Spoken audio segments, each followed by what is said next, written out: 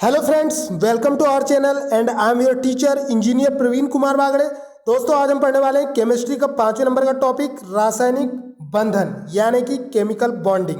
दोस्तों, इस वीडियो को बनाने से पहले मैं आपको जानकारी के लिए बता दूं कि इस चैनल पर मैंने अपनी प्लेलिस्ट में केमिस्ट्री के प्रीवियस में 4 वीडियो डाल दिया है। आप हमारे प्लेलिस्ट में जाकर देख सकते हैं। और अगर आपने मेरे चैनल को अब तक सब्सक्राइब नहीं किया है तो प्लीज़ सब्सक्राइब कर ले और बने रहे हमारे चैनल पर। तो स्टार्ट करते हैं आज की अपनी स्टडी। तो लेट्स स्टार्ट नाउ। तो स्टूडेंट्स, आज हम पढ़ने वाले हैं रासायनिक बंधन यानी कि केमिकल बॉन्डिंग के बारे में। तो कंपटीशन एग्जाम में केमिकल बॉन्डिंग से रिलेटेड बहुत से क्वेश्चंस कंपटीशन एग्जाम्स में पूछे जाते हैं।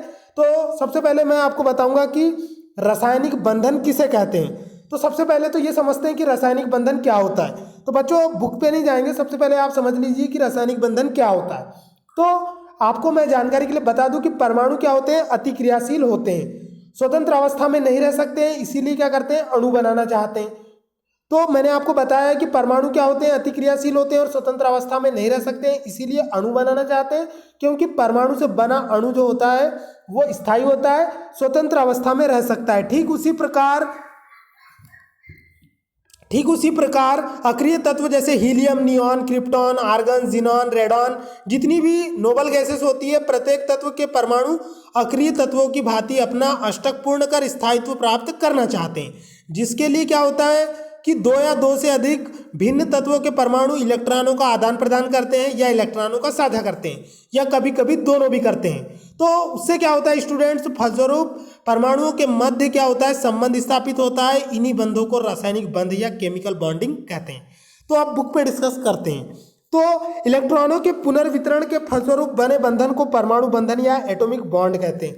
मतलब कि इलेक्ट्रॉनों के इंटरचेंज या शेयरिंग को क्या कहा जाता है, केमिकल बॉन्ड कहा जाता है। परमाणु बंधन जो होते हैं मुख्य रूप से 3 प्रकार के होते हैं। पहले होते हैं वैद्युत संयोजी बंध जिन्हें इलेक्ट्रोवैलेंट बॉन्ड कहते हैं। दूसरे होते हैं सहसंयोजी बंध जिन्हें कोवेलेंट बॉन्ड कहते हैं। और तीसरे होते हैं उपसंयोजी बंध जिन्हें कि कोऑर्डिनेट बॉन्ड कहते हैं। तो सबसे पहले स्टूडेंट्स, मैं आपको वैद्युत संयोजी बंध के बारे में बताऊंगा, इलेक्ट्रोवैलेंट बॉन्ड के बारे में। तो आपको मैं जानकारी के लिए बता दूं कि किन्हीं 2 परमाणुओं के मध्य इलेक्ट्रॉनों के आदान प्रदान के द्वारा बनने वाले बंध को वैद्युत संयोजक बंध कहा जाता है।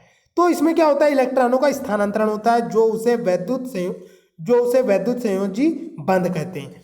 जैसे मैं बात करूं NaCl यानी कि सोडियम क्लोराइड नमक की, तो स्टूडेंट्स क्या होता है कि जब NaCl नामक अणु बनता है तो इसमें सोडियम का एक परमाणु Na+ और Cl- दोनों पास पास में आते हैं और इनके बीच में क्या होता है, एक इलेक्ट्रॉन का आदान प्रदान होता है। जिसमें सोडियम जो होता है उसकी बाह्यतम कक्षा में कितने इलेक्ट्रॉन होते हैं, सोडियम का परमाणु क्रमांक 11 होता है। उसका इलेक्ट्रॉनिक विन्यास 1s2 2s2 2p 2p6 और 3s1 होता है। तो इसका मतलब ये होता है दोस्तों कि सोडियम के परमाणु के बाह्यतम कक्षा में एक इलेक्ट्रॉन होता है, तो वो अपना एक इलेक्ट्रॉन त्याग कर धनायन बनाता है और अधिक स्थायित्व को प्राप्त करता है। ठीक उसी प्रकार क्लोरीन को अपना अष्टक पूर्ण करने के लिए एक इलेक्ट्रॉन क्या करना होता है, ग्रहण करना होता है और अपना अष्टक पूर्ण करना होता है। तो इस तरह सोडियम एक इलेक्ट्रॉन त्याग कर धनायन बनाता है और क्लोरीन एक इलेक्ट्रॉन ग्रहण करके ऋणायन बनाता है। तो इस तरह से ये इलेक्ट्रॉनों को के बीच में इनका क्या होता है, आदान प्रदान होता है। तो इससे जो बंध बनता है इसे हम क्या कहते हैं, इलेक्ट्रोवैलेंट बॉन्ड कहते हैं। ठीक है बच्चों, आपको समझ में आ गया होगा। इसके बाद में अब मैं बात करूंगा आयनिक यौगिकों के गुणों की, the properties of electrovalent compounds. तो जो इलेक्ट्रोवैलेंट कंपाउंड्स होते हैं ये आयनिक यौगिक होते हैं जो कि ध्रुवीय विलायकों में प्राय अघुलनशील होते हैं। जैसे कि मैं बात करूं बच्चों, ध्रुवीय विलायक के अंतर्गत में वे सभी विलायक आते हैं जो क्या होते हैं कि हम बोल सकते हैं ध्रुवीय विलायकों में, जैसे कि क्या बोल सकते हैं, थीनर, बेंजीन, ईथर, टारपीन, घासलेट, ये सभी जो होते हैं कार्बनिक विलायक होते हैं। तो इनमें जो होते हैं आयनिक यौगिक जो होते हैं वो अघुलनशील होते हैं। कहने का मतलब ये सिर्फ ध्रुवीय विलायकों में घुलनशील होते हैं। तो ध्रुवीय विलायकों की मैं बात करूं तो इसमें हो जाता है आपका हाइड्रोफ्लोरिक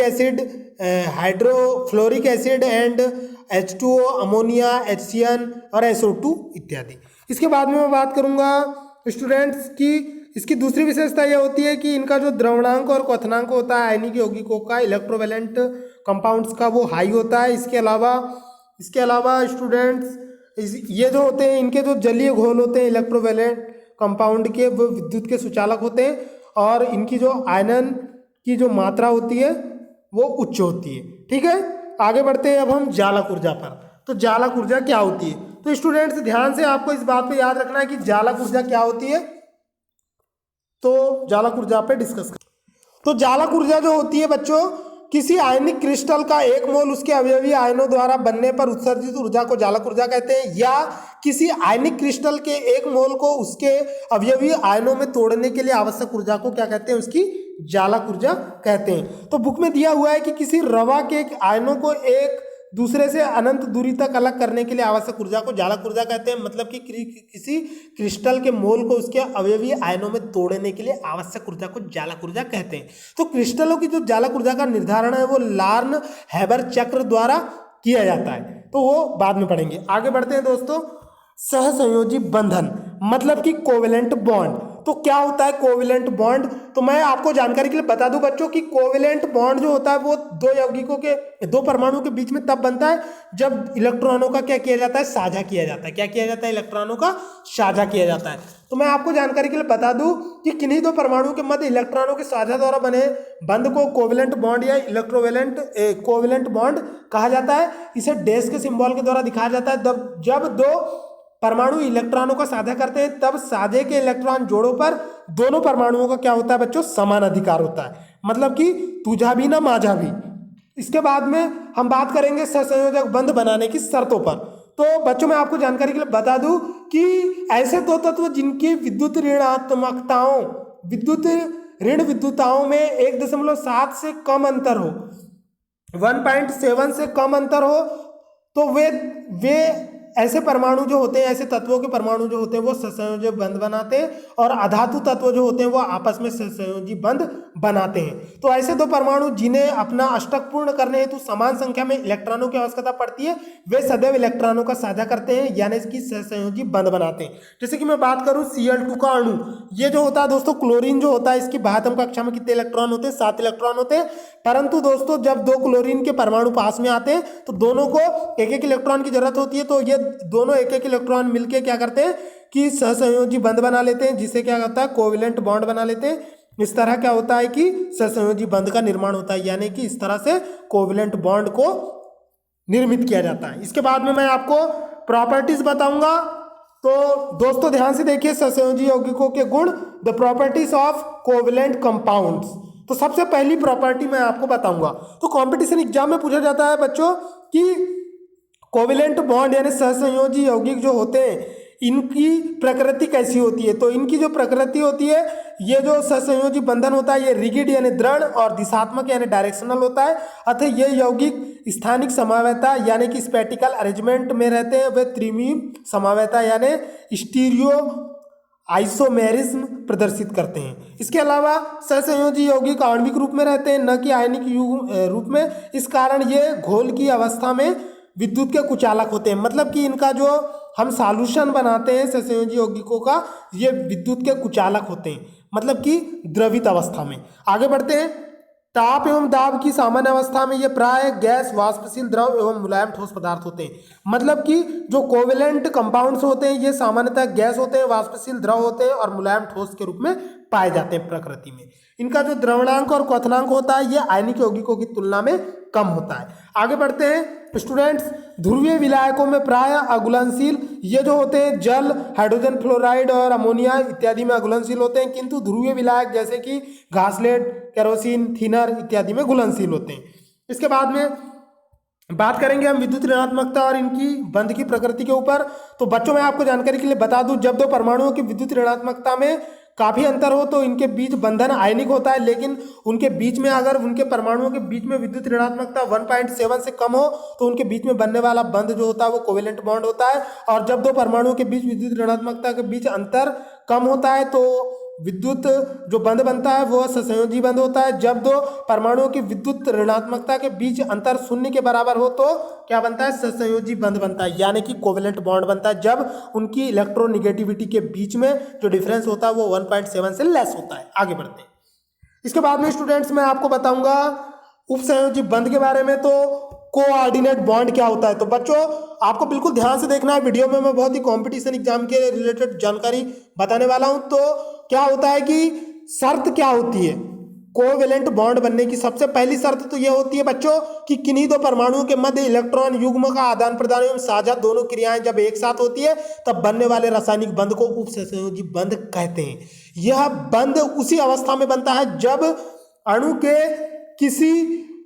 अणु के किसी परमाणु का अष्टक पूर्ण हो तथा किसी दूसरे परमाणु के पास इलेक्ट्रॉनों का षटक हो, यानी कि उसके बाह्यतम कक्षा में ओनली 6 इलेक्ट्रॉन हो संयोजी कोष में, तब उसका अष्टक पूर्ण करने के लिए जो इलेक्ट्रॉन की कक्षा पूर्ण होती है वो 2 इलेक्ट्रॉनों को क्या करता है, दान करता है, डोनेट करता है, लेकिन उस पर पूरा अधिकार बनाए रखता है। ऐसे बने बंध को उपसंयोजी बंध कहते हैं। तो इसका बेस्ट एग्जांपल होता है बच्चों, जैसे मैं बात करूं कार्बन मोनोऑक्साइड की, तो कार्बन की बाह्यतम कक्षा में आपको पता है कितने इलेक्ट्रॉन होते हैं, 4 इलेक्ट्रॉन होते हैं। बाह्यतम कक्षा में 4 इलेक्ट्रॉन होते हैं और ऑक्सीजन की बाह्यतम कक्षा में आपको पता है 6 इलेक्ट्रॉन होते हैं। तो ये कार्बन के दो इलेक्ट्रॉन के साथ 2 जोड़े बनाकर क्या करता है, उपसंयोजी बंध बनाता है ना।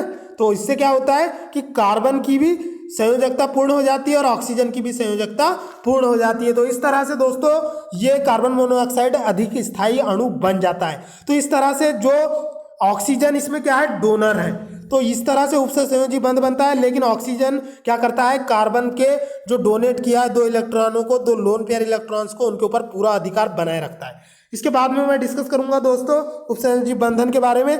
तो ऐसा बंध जो 2 परमाणुओं के बीच एक इलेक्ट्रॉन जोड़ी की साझेदारी से बनता है, किंतु साझेदारी का इलेक्ट्रॉन जोड़ी सिर्फ एक ही परमाणु के द्वारा प्रदत्त की जाती है। उपसंयोजी बंधन में जो परमाणु इलेक्ट्रॉन जोड़ी प्रदान करता है उसे प्रदाता या डोनर कहते हैं, और 2 परमाणु इलेक्ट्रॉन जोड़ी को स्वीकार करता है उसे स्वीकारक या एक्सेप्टर कहते हैं। जैसे H2SO4 का यहाँ पे दिया हुआ है दोस्तों एग्जाम्पल। H2SO4 जो होता है इसका सूत्र होता है H2SO4 यानी कि सल्फ्यूरिक एसिड। तो दोस्तों ये जो होता है बहुत ही खतरनाक अम्ल होता है, इसके बारे में मैं कभी आपको बाद में बताऊंगा। तो यहां पर क्या हुआ है कि सल्फर और ऑक्सीजन के बीच में 2 उपसंयोजी बंध बने हुए हैं। आगे बढ़ते हैं इलेक्ट्रॉन की निर्जन जोड़ी के ऊपर, लोन पेयर ऑफ इलेक्ट्रॉन पर डिस्कस करेंगे। तो बच्चों आगे डिस्कस करते हैं इलेक्ट्रॉनों की निर्जन जोड़ी के ऊपर। तो इलेक्ट्रॉन का वह जोड़ा जो सहसंयोजक बंध के निर्माण में भाग नहीं लेता है वैसे ही इलेक्ट्रॉन की निर्जन जोड़ी कहलाता है, मतलब कि लोन पेयर ऑफ इलेक्ट्रॉन। तो जल के निर्माण में ऑक्सीजन के पास, अमोनिया के निर्माण में नाइट्रोजन के पास और 2 जोड़ा क्रमशः इलेक्ट्रॉन शेष रह जाते हैं जिनका साझा किसी भी परमाणु के साथ नहीं होता, इन्हें लोन पेयर इलेक्ट्रॉन्स कहा जाता है। जैसे दोस्तों मैं यहाँ पे H2O पे डिस्कस करूंगा। तो यहाँ पे देखो ऑक्सीजन है, ये हाइड्रोजन है, ये हाइड्रोजन। तो हाइड्रोजन की बाह्यतम कक्षा में 1 इलेक्ट्रॉन, ये भी हाइड्रोजन के। अब ऑक्सीजन की बाह्यतम कक्षा में 6 इलेक्ट्रॉन रहते हैं। तो ये एक इलेक्ट्रॉन तो जोड़ा बना लेंगे, लेकिन बचे कितने, 4 इलेक्ट्रॉन। तो ये 4 इलेक्ट्रॉन क्या होंगे, लोन पेयर ऑफ इलेक्ट्रॉन्स कहलाएंगे। ठीक है बच्चों, इसके पहले मैंने थोड़ा प्रीवियस में थोड़ा सा मिस्टेक हो गई थी लोन पेयर के बारे में, तो उसको आप थोड़ा कवर कर लेना। तो lone pair of electron way electron होते हैं जब उपसंयोजी बंध बनता है तो जो इलेक्ट्रॉन डोनेट किए जाते हैं तो उनके अलावा जो रिमेनिंग इलेक्ट्रॉन्स का जोड़े होते हैं वो लोन पेयर ऑफ इलेक्ट्रॉन्स कहलाते हैं। आगे बढ़ते हैं, इसके बाद में मैं आपको बताऊंगा अमोनियम क्लोराइड के ऊपर।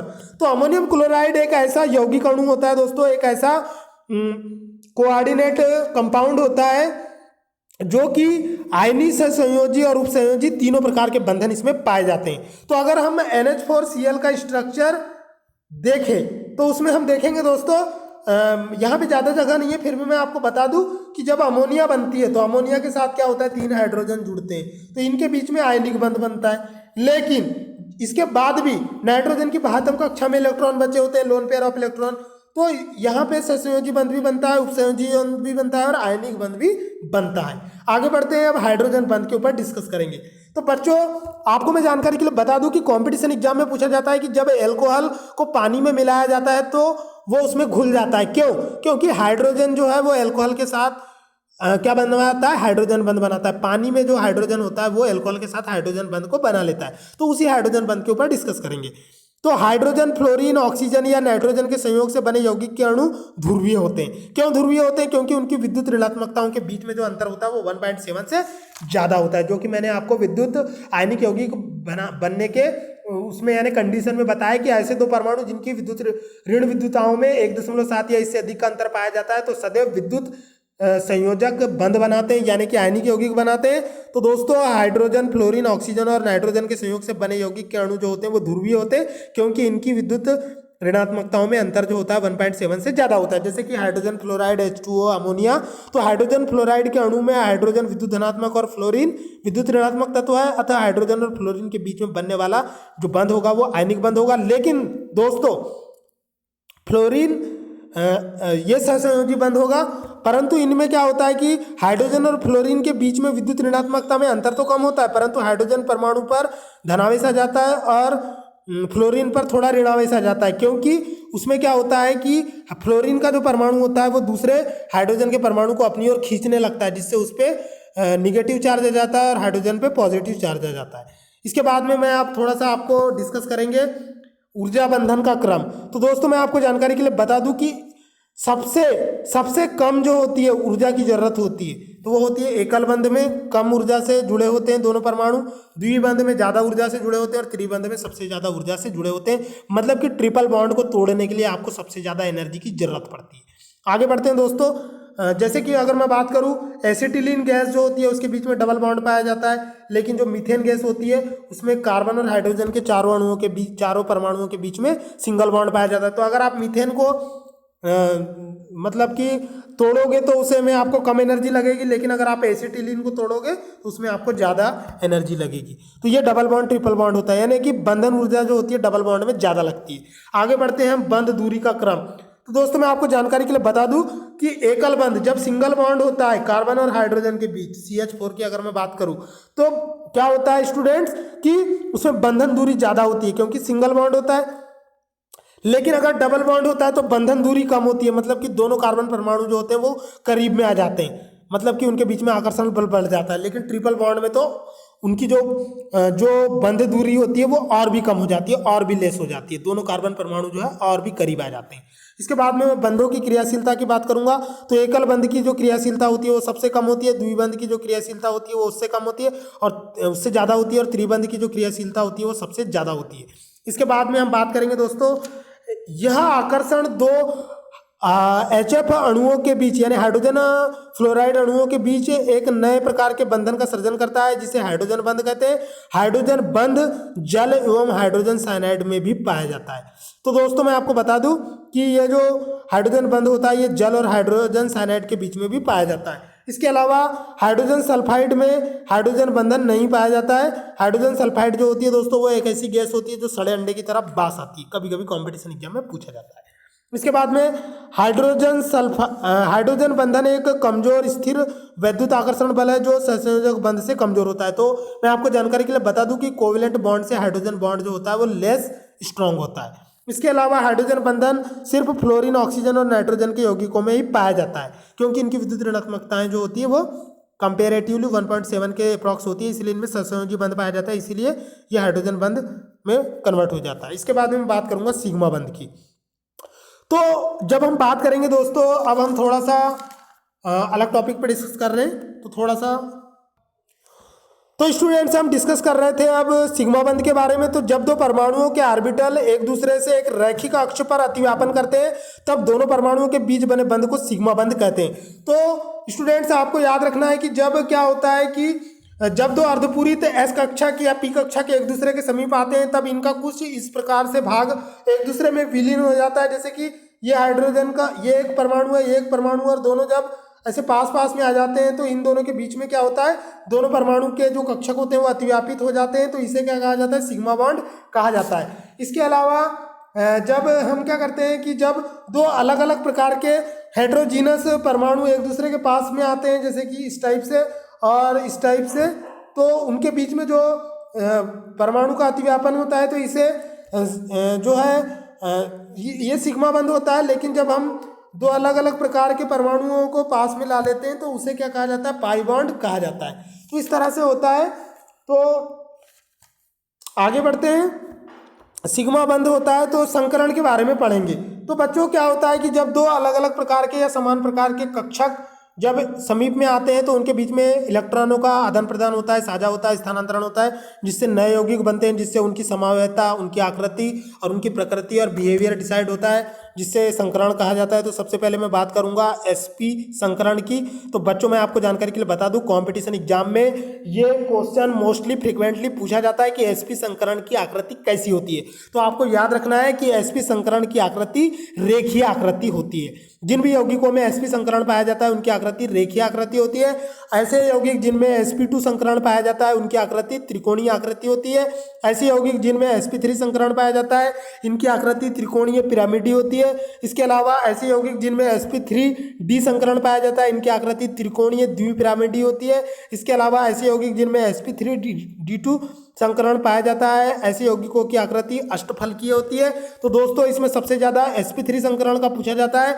sp3 संकरण की आकृति त्रिकोणीय पिरामिडीय होती है और sp3d2 संकरण की जो यौगिक होते हैं उनकी आकृति अष्टफलकीय होती है। इसके अलावा sp3d3 जो कंपाउंड पाए जाते हैं इनके यौगिकों की आकृति जो होती है पंचभुजीय द्विपिरामिडीय होती है। इसके अलावा बच्चों पाई बॉन्ड जो होता है, जब दो परमाणु के ऑर्बिटल के पार्श्व अतिव्यापन होता है तो इसे पाई बंधन कहा जाता है। तो मैं आपको जानकारी के लिए बता दूं कि जब दो पी कक्षक के इलेक्ट्रॉन इस टाइप से अतिव्यापित होते हैं, मतलब कि पार्श्वित अतिव्यापित होते हैं यानी कि वर्टिकली ओवरलैप्ड होते हैं, तो इसे पाई बॉन्ड का निर्माण होता है। इसके एग्जाम्पल जो होते हैं ऑक्सीजन, नाइट्रोजन, कार्बन डाइऑक्साइड और एसिटिलीन इत्यादि जो होते हैं इनमें जो है साइड वाइज ओवरलैपिंग पर होते हैं। तो इसे यह एक प्रकार का दुर्लभ बंध होता है। तो बच्चों आपको मैं अब थोड़ा सिग्मा बॉन्ड और पाई बॉन्ड के बीच में अंतर बताता हूं। तो आइए डिस्कस करते हैं। तो स्टूडेंट से डिस्कस करते हैं सबसे पहले हम सिग्मा बॉन्ड के ऊपर। तो हमको सिंपली एक टेबल बनाना है। इधर हमने लिख दिया सिग्मा बॉन्ड और इधर हमने लिख दिया पाई बॉन्ड। तो बच्चों सिग्मा बॉन्ड जो होता है ये ऐसे sp व p कक्षकों के समाक्ष अतिव्यापन से सिग्मा बंध बनता है। मतलब कि जब हम एक ही अक्ष पर जब समान प्रकार के ss कक्षक, sp कक्षक और pp कक्षकों को अतिव्यापित करते हैं, ओवरलैप्ड करते हैं तो सिग्मा बंध बनता है। लेकिन पाई बॉन्ड में क्या होता है कि pp कक्षकों के पार्श्ववर्ती अतिव्यापन यानी कि वर्टिकल या साइड वाइज ओवरलैपिंग से क्या होता है पाई बॉन्ड का निर्माण होता है। यानी कि इसमें जैसे कि ये अपना एस कक्षक है और ये अपना पी कक्षक है इस प्रकार का। लेकिन पाई बॉन्ड में जब अपने पी कक्षक इस टाइप से ओवरलैप्ड होते हैं तो इसे पाई बॉन्ड का निर्माण होता है। इसके अलावा सिग्मा बंध को तोड़ने के लिए अधिक ऊर्जा की आवश्यकता होती है, यानी कि ये स्ट्रांग होता है more than two pi bond, और आपका जो पाई बॉन्ड होता है ये वीकर देन सिग्मा बॉन्ड। मतलब कि सिग्मा बंध जो होता है, पाई बंध जो होता है वो सिग्मा बंध से कमजोर होता है, मतलब कि इसमें तोड़ने के लिए कम ऊर्जा की आवश्यकता होती है। इसके अलावा स्टूडेंट्स सिग्मा बंध जो होता है इसके सापेक्ष परमाणुओं का मुक्त घूर्णन संभव होता है, मतलब कि ये फ्रीली इसमें इलेक्ट्रॉन घूर्णन कर सकते हैं, रोटेशन कर सकते हैं। लेकिन पाई बॉन्ड जो होता है बच्चों, पाई बॉन्ड जो होता है इसमें पाई बॉन्ड के सापेक्ष परमाणुओं का मुक्त घूर्णन संभव नहीं होता है। इसके अलावा सिग्मा बॉन्ड जो होता है इसमें अणुओं के निर्माण में पहले सिग्मा बंध बनता है, लेकिन परमाणुओं के निर्माण में सिग्मा बंध के बाद जो है वो पाई बॉन्ड बनता है। इसके अलावा सिग्मा बॉन्ड जो होता है इसमें कक्षकों की अक्षीय अतिव्यापन में कक्षकों का अतिव्यापन अधिक सीमा तक होता है, मतलब कि जो कक्षक होते हैं वो मैक्सिमम एरिया में ओवरलैप्ड होते हैं। लेकिन जो आपका पाई बॉन्ड होता है बच्चों इसमें कक्षकों में पार्श्ववर्ती अतिव्यापन में कक्षकों का यानी कि साइड वाइज ओवरलैपिंग में कम क्षेत्र में अतिव्यापन कम सीमा तक होता है। इसके अलावा सबसे मेन पॉइंट ये है कि सिग्मा बॉन्ड जो होता है ये प्रबल बॉन्ड होता है और जो पाई बॉन्ड होता है ये अपेक्षाकृत दुर्बल बॉन्ड होता है। तो इस तरह से ये वीडियो बहुत ही नॉलेजेबल है और कंपटीशन एग्जाम के लिए बहुत ही महत्वपूर्ण है। अगर आपने मेरे चैनल को अब तक सब्सक्राइब नहीं किया है तो प्लीज़ मेरे चैनल को सब्सक्राइब कर लें। मैं था आपका टीचर इंजीनियर प्रवीण कुमार बागड़े। मिलेंगे अगले वीडियो में नई जानकारी के साथ, नए विचार के साथ। तब तक के लिए टाटा बाय बाय, जय हिंद, वंदे मातरम, खुदा हाफिज दोस्तों।